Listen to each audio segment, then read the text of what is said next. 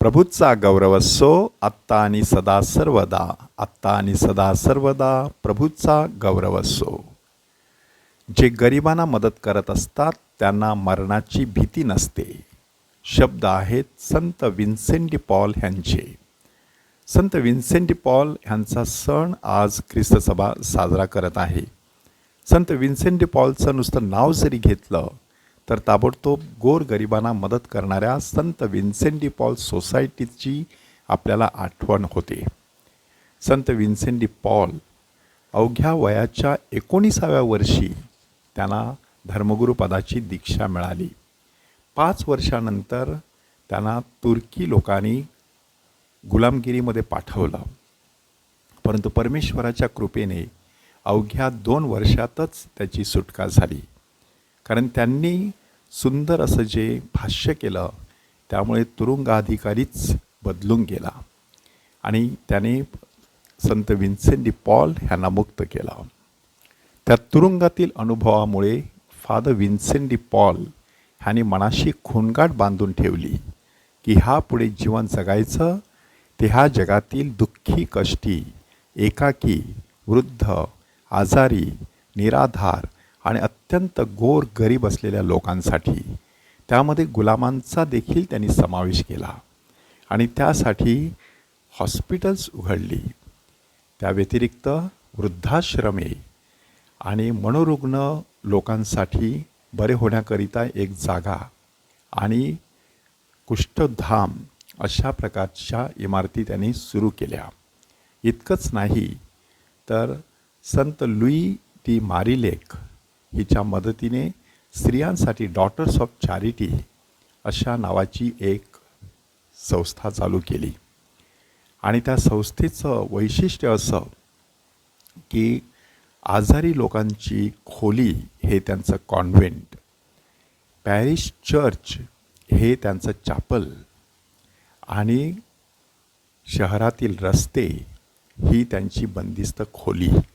अशा प्रकारची अत्यंत आगळी वेगळी अशी व्याख्या त्यांनी त्यांच्या धर्मसंस्थेला दिली आणि त्यामुळे त्यांनी बऱ्याच गोरगरिबांना मदत केल्याचं आपल्याला सांगण्यात येतं. की जेव्हा शेतकरी त्यांच्याकडे येत असत तेव्हा त्यांच्या मनामध्ये विचार यायचा की ह्यांची सगळ्यात मोठी गरज कोणती आहे, तर शेतीसाठी लागणारे बी आणि बियाणे. आणि त्या बी आणि बियाण्यांसाठी त्यांना पैसे आणि बी बियाणेसुद्धा पुरवले. अशा प्रकारे गोरगरिबांची सेवा करत असतानाच त्यांनी दारोदारी फिरून जी रक्कम घेतलेली होती, गोळा केलेली होती, ती रक्कम त्यांनी गुलामांच्या मुक्तीसाठी वापरली. त्यांच्या कारकिर्दीमध्ये एकूण 6 दशलक्ष डॉलर्स एवढा मोठा निधी उभा झालेला आणि त्यामुळे 1200 गुलामांची त्यांनी खंडणी भरून सुटका केल्याची नोंद करण्यात आलेली आहे. एकीकडे परोपकार करत असताना दुसरीकडे मात्र अत्यंत निरासक्त वैराग्यवृत्तीचं जीवन ते जगत राहिलं. खाणं पिणं कमी, कपडे अगदी साधेसुधे, एकंदर जीवनशैली अत्यंत साधी अशा पद्धतीचं जीवन ते जगत राहिले. त्या व्यतिरिक्त त्यांच्या जीवनाचा एक महत्त्वाचा भाग म्हणजे त्यांची प्रार्थनामय जीवनशैली. की सदा न कदा ते सातत्याने हातामध्ये रोजरी किंवा हातामध्ये प्रार्थनेचं पुस्तक, बायबल अशा अवस्थेमध्ये दिसायचे.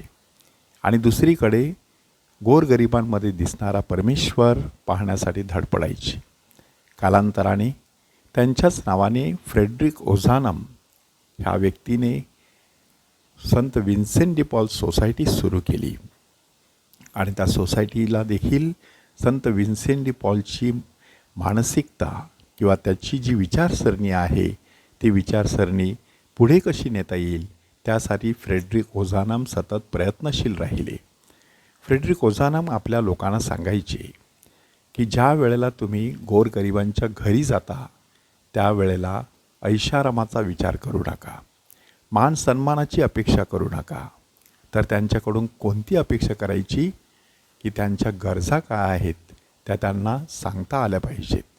तेवढी जवळीक तुम्हाला त्यांच्याशी साधता आली पाहिजे.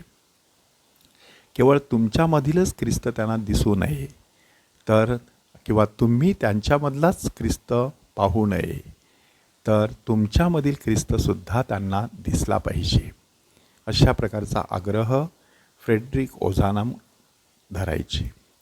संत विन्सेंट डी पॉल ह्यांचा सण साजरा करत असताना आपण देखील आज आपल्या समाजामध्ये जे 4 प्रकारचे लोक आपल्याला भेटत असतात, त्यापैकी आपण कोणत्या गटामध्ये आहोत ते तपासून पाहूया.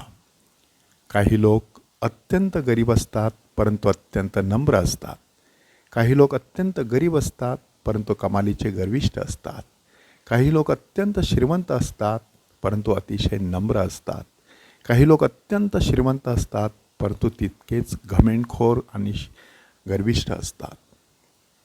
ह्यापैकी आपण कोणत्या गटामध्ये मोडत आहोत तपासून पाहूया आणि गोरगरिबांची सेवा करण्यासाठी पोप फ्रान्सिस सांगतात त्याप्रमाणे गरिबांना कधीही विसरू नका. प्रभूचा गौरव असो आत्ता आणि सदा सर्वदा. आत्ता आणि सदा सर्वदा प्रभूचा गौरव असो.